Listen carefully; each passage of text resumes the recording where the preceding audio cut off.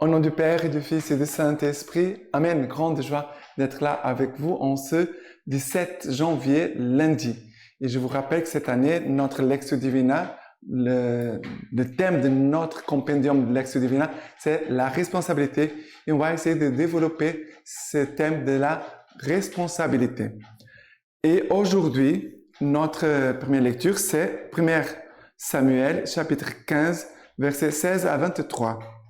Mais Samuel dit à Saül, « Cesse donc, je vais t'annoncer ce que le Seigneur m'a déclaré cette nuit. » Il lui dit, « Parle. » Alors Samuel dit, « Si petit que tu sois à tes propres yeux, n'es-tu pas le chef des tribus d'Israël? Le Seigneur t'a oint comme roi sur Israël.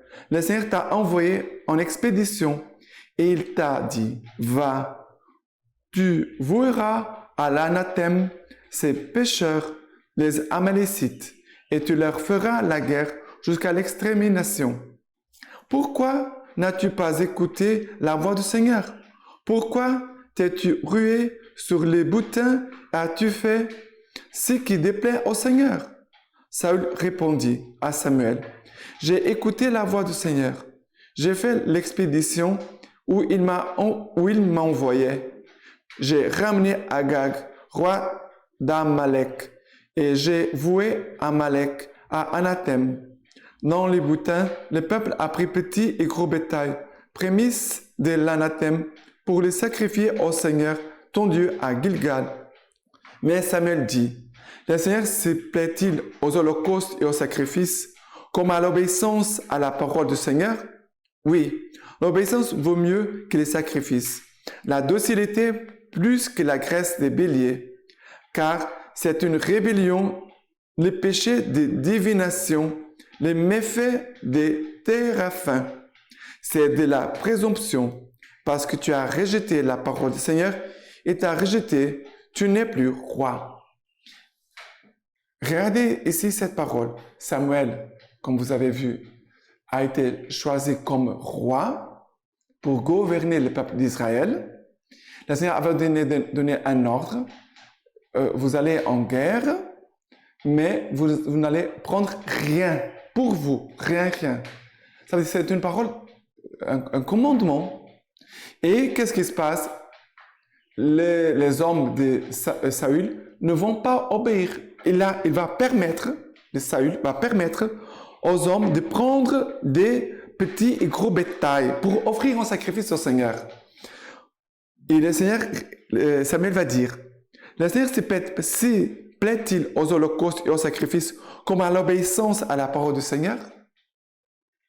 Oui, l'obéissance veut mieux que les sacrifices, la docilité plus que la graisse des béliers.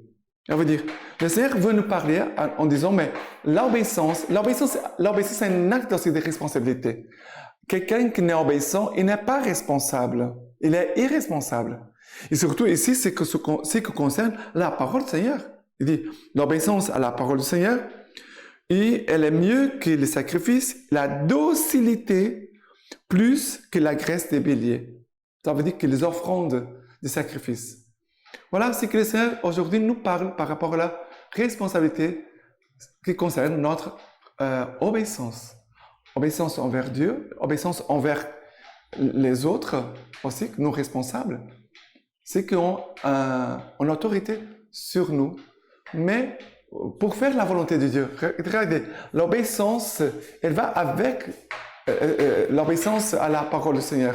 C'est l'autorité, elle ne m'amène pas vers Dieu. Dans cette obéissance à Dieu, ça veut dire que cette autorité, elle n'est plus valable. Vous comprenez? Parce que si quelqu'un a une autorité et qui va me demander de commettre un péché, j'ai le droit de ne pas le faire. On entre dans cette obéissance, dans cette soumission, parce que nous voulons, celui qui a l'autorité et moi-même, nous voulons les deux chercher Dieu et faire la volonté de Dieu, ce qui plaît à Dieu. D'accord? Voilà ce que le Seigneur nous dit. Maintenant, les psaumes d'aujourd'hui, c'est le psaume 50. Ce n'est pas tes sacrifices que j'accuse, tes holocaustes constamment devant moi. Je ne prendrai pas de ta maison un taureau, ni de tes bergeries des boucs. Mais l'impie, Dieu lui déclare, Que viens-tu débiter mes commandements? Qu'as-tu mon alliance à la bouche, toi qui détestes la règle et rejettes mes paroles derrière toi? Et c'est ça. Comment il dit, viens-tu débiter mes commandements? Qu'as-tu mon alliance à la bouche, toi qui détestes la règle? Ça veut dire que toi qui détestes d'accomplir ma volonté. Ça veut dire que tu ne veux pas être obéissant. Et rejette mes paroles derrière toi. Après, il continue. Voilà ce que tu fais et je me tairai, mais je me tairai. Penses-tu que je suis comme toi? Je te dénonce et m'explique devant toi. Prenez bien garde, vous qui oubliez Dieu, que je n'emporte et personne pour délivrer, qui offre l'action de grâce, me rend gloire. À l'homme droit, je ferai voir le salut de Dieu. À l'homme droit, je ferai voir le salut de Dieu. L'homme droit, c'est celui qui veut vraiment faire la volonté de Dieu, veut faire ce qui plaît à Dieu. Ça veut dire que c'est un homme qui est obéissant, un homme qui est responsable devant Dieu. Par rapport à ce que Dieu me demande, à ce que Dieu m'a parlé, je suis responsable. On pourrait dire une correspondance d'amour dans la responsabilité. Et maintenant, l'évangile d'aujourd'hui, c'est Marc chapitre 2, à partir du verset 18.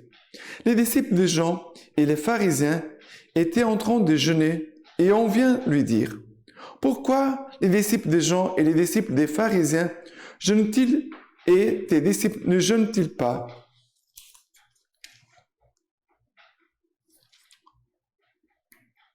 Et après, Jésus leur dit, les compagnons de l'époux peuvent-ils jeûner pendant que l'époux est avec eux? Tant qu'ils ont l'époux avec eux, ils ne peuvent pas jeûner. Mais viendront des jours où l'époux leur sera enlevé, et alors ils jeûneront en ce jour-là. Personne ne coud une pièce de drap non foulée à un vieux vêtement. Autrement, la pièce neuve tire sur le vieux vêtement et la déchire. Et la déchirure s'aggrave. Personne non plus ne met du vin nouveau dans des outres vieilles. Autrement, le vent fera éclater les outres, et le vin est perdu aussi bien que les outres. Mais du vin nouveau dans des outres neuves. Voilà, ici, sont les disciples de Jean le Baptiste qui viennent poser des questions aux disciples de Jésus. Mais il a... les pharisiens et les disciples de Jean posent la question, mais pourquoi les disciples de Jean et des pharisiens jeûnent-ils et les disciples de Jésus ne jeûnent pas? Ils vont dire, mais Jésus est encore avec nous. C'est pas maintenant le moment de jeûner. Mais il va arriver un moment où Jésus leur sera enlevé. Ça veut dire le moment de la passion, de la mort du Christ. L'épouse sera enlevée et là, ils vont jeûner. On pourrait dire, il y a des moments où nous sommes dans la joie, il y a la grâce de Dieu, les choses semblent être, on peut dire, assez faciles. Il y a des moments plus difficiles. À ce moment-là, on peut dire, c'est le moment de jeûner. C'est le moment aussi d'accepter ces privations, mais en sachant que tout ce que nous vivons, c'est pour la gloire de Dieu. Tout ce que nous vivons, c'est pour la gloire de Dieu. Si nous avons aussi nous manque, nous vivons tout cela en Dieu. Nous vivons tous les moments de notre vie en Dieu. Et après, ici la parole parle aussi de cette image d'un tissu, une pièce de drap non foulée à un vieux vêtement. On ne coupe pas, personne ne coude une pièce de drap non foulée à un vieux vêtement. Autrement, la pièce neuve tire sur le vieux vêtement et la déchirure s'aggrave. Ça veut dire, ce n'est pas de bon sens, ce n'est pas raisonnable, ce n'est pas même responsable de faire n'importe quoi. Et parfois, les gens font n'importe quoi pour essayer de résoudre ces difficultés. Je suis en train de dire non. Quand il y a une difficulté, il faut vraiment prier, demander la sagesse de l'Esprit Saint, aussi un bon conseil, un homme, une femme de Dieu, un homme, une femme de Dieu, ce n'est pas n'importe qui, un homme de bons conseils, un homme éprouvé par Dieu pour qu'il puisse nous donner un bon conseil. Et là, on va prendre une bonne décision. Mais on ne fait pas n'importe quoi. Et après, ici, on donne même l'image du vin nouveau dans des outres neuves. Ça veut dire, la grâce de Dieu doit entrer dans un cœur nouveau. Voilà ce que le Seigneur nous dit aujourd'hui. Et nous continuons aussi de voir le livre, c'est de comment le don de la fidélité, la joie de la persévérance. Nous sommes au numéro 27 et nous sommes dans le chapitre « Raviver la conscience ». Comme nous avons besoin de raviver notre conscience et travailler notre conscience. Persévérance, mémoire et espérance. Numéro 27. Le terme persévérance apparaît dans les évangiles synoptiques avec des termes identiques dans Matthieu et Marc. Celui qui tiendra jusqu'à la fin, celui-là sera sauvé. Et avec un contenu semblable dans Luc. C'est par votre persévérance que vous gagnerez la vie. Ça veut dire, et ici le mot persévérance pour nous aider à vivre la fidélité. Jésus lui-même fait à ses disciples l'invitation à la persévérance directement et personnellement dans le contexte solennel du repas pascal. Vous êtes, vous, ceux qui avez tenu bon avec moi dans mes épreuves. Voilà, vous avez tenu bon. Vous avez été persévérants dans mes épreuves.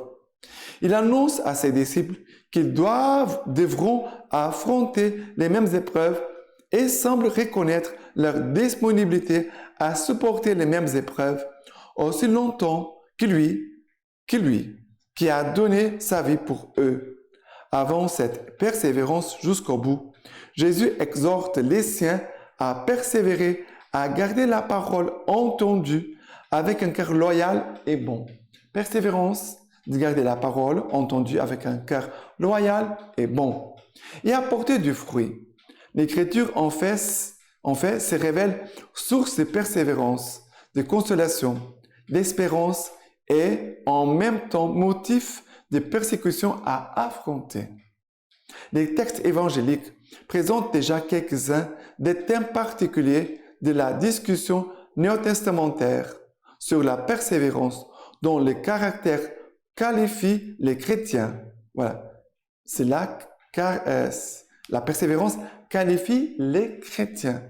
La lettre de Jacques s'ouvre de façon exemplaire sur une exhortation à la persévérance.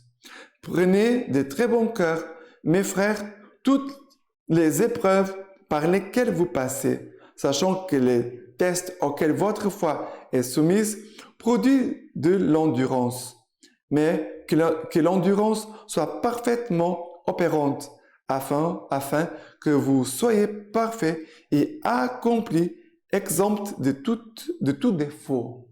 Voilà, la persévérance que va nous conduire dans cette endurance exempte de tout défaut.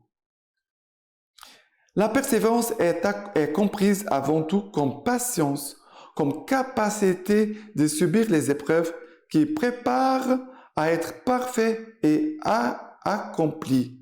La persévérance dont Paul vit et témoigne est la vertu de celui qui combat pour témoigner de sa fidélité au Christ. Les chrétiens est appelé à la persévérance comme le Christ, ainsi que Jésus l'affirme lui-même. Très important. Numéro 28.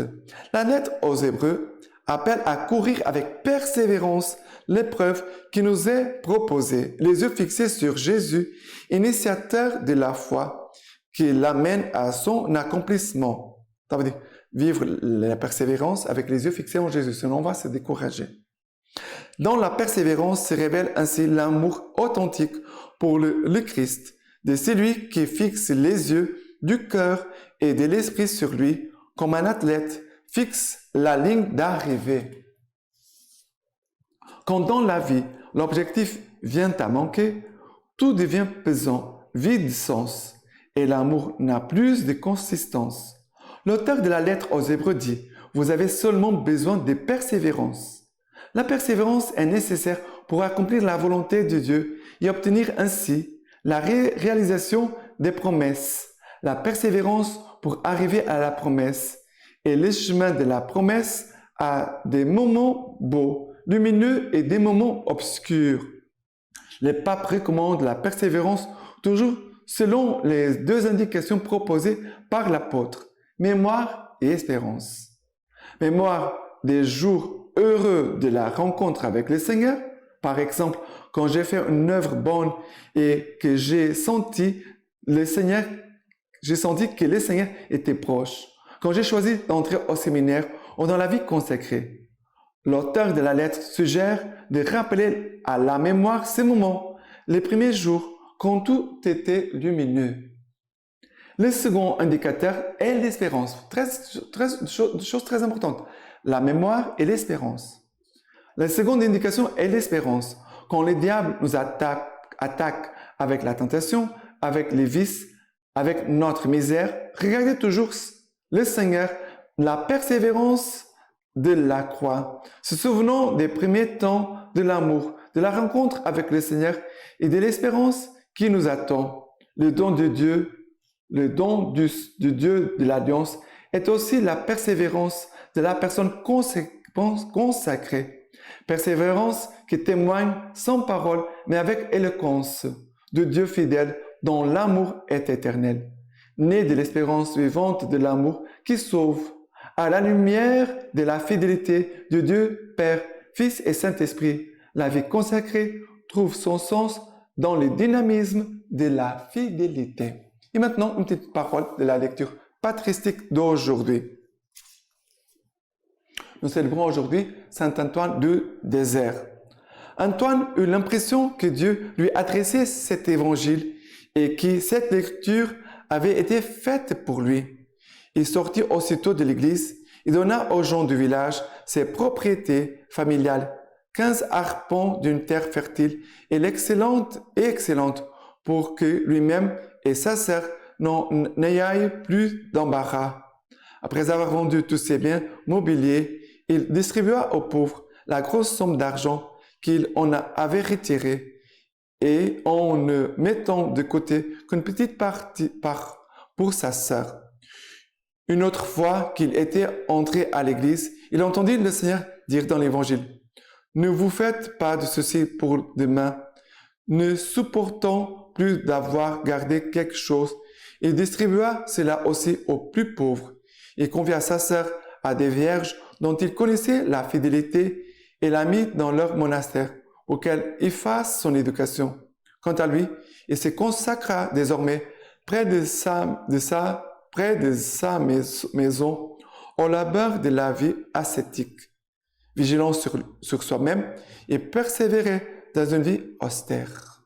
Voilà, persévérant dans une vie austère, dans une vie d'intimité avec le Seigneur. Voilà, ne vous faites pas de soucis pour demain, car le Seigneur, il est avec nous, il conduit toutes choses. Maintenant, je vous laisse la bénédiction par les mains toutes pures de la Vierge Marie. Que le Dieu Tout-Puissant vous bénisse et vous garde, le Père, le Fils et le Saint-Esprit. Amen.